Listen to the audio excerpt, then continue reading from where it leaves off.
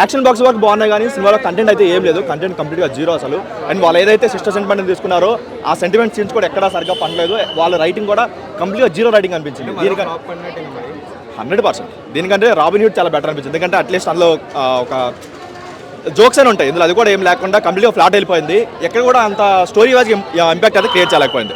Production values వరకు చాలా బాగుంది. వాళ్ళు పెట్టిన ప్రతి రూపాయి స్క్రీన్లో కనిపిస్తుంది కానీ కంటెంట్ లేదు. సినిమాలో కంటెంట్ లేనప్పుడు ఆడే ఛాన్స్ అయితే. లయ గారు చాలా రోజుల తర్వాత వచ్చినారు. ఆవిడ క్యారెక్టర్ ఎక్కడ మంచి ఇంపాక్ట్ అయితే పడలేదు. మంచి ఒక ఎమోషనల్ సీన్స్ అలాంటి ఎక్స్పెక్ట్ చేసాం కానీ ఎక్కడ ఎమోషనల్ సీన్స్ అయితే పడలేదు. కంప్లీట్ ఎక్కడో కంటెంట్లో ఎక్కడో చాలా ప్రాబ్లం అయితే ఉంది. దానివల్ల సినిమా అవుట్డేటెడ్ స్టోరీ అని చెప్పడానికి కూడా సినిమాలో స్టోరీ లేదు.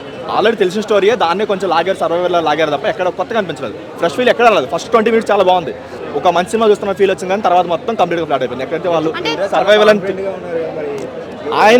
ఆయన 100% కాన్ఫిడెన్స్గా ఉన్నాడు. ఆయనకు ముందు నుంచి తెలిసినా పోద్దని చెప్పి మీరు హీరో గారి స్పీచ్లు చూసినా లేదంటే డైరెక్ట్గా ప్రొడ్యూసర్ చూసినా సరే 100% తెలిసిపోతుంది. ఆయన మొక్కలో తెలిసిపోతుంది. ఏం మాట్లాడలేదు, అందుకే ఎలాంటి విజువల్ లేదు. అలానే మీరు అబ్జర్వ్ చేసలేదు, ఈ మధ్య ప్రతి ఒక్క చిన్న సినిమా కూడా మనకి ఎర్లీ మార్నింగ్ షో చేస్తారు. ఈ సినిమాకి అయినప్పుడే 100% అనుకోవచ్చు సినిమా అయిపోయేవారు. అంటే తమ్ముడు అనే నేమ్కి కరెక్ట్గా జస్టిఫై చేయలేదంటారా? మంచి సీన్స్ రాసుకుండాల్సింది, అవి మిస్ అయింది, చాలా వరకు మిస్ అయింది.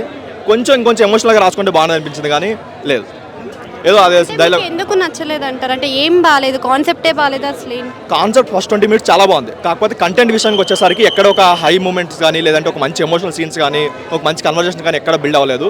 కంప్లీట్గా వాళ్ళు సెకండ్ హాఫ్ మొత్తం ఒక యాక్షన్ బాక్స్ మీద తెలిపారు తప్ప ఎక్కడ సెకండ్ హాఫ్ ఎక్కడ కొత్తగా అనిపించలేదు. నితిన్ గారికి వరుసగా ఫ్లాప్స్ పడుతున్నాయి కదా, ఇంకా హిట్ పడే అవకాశం లేదంటారు ఇంతతో? ఇంకో ఫ్లాప్.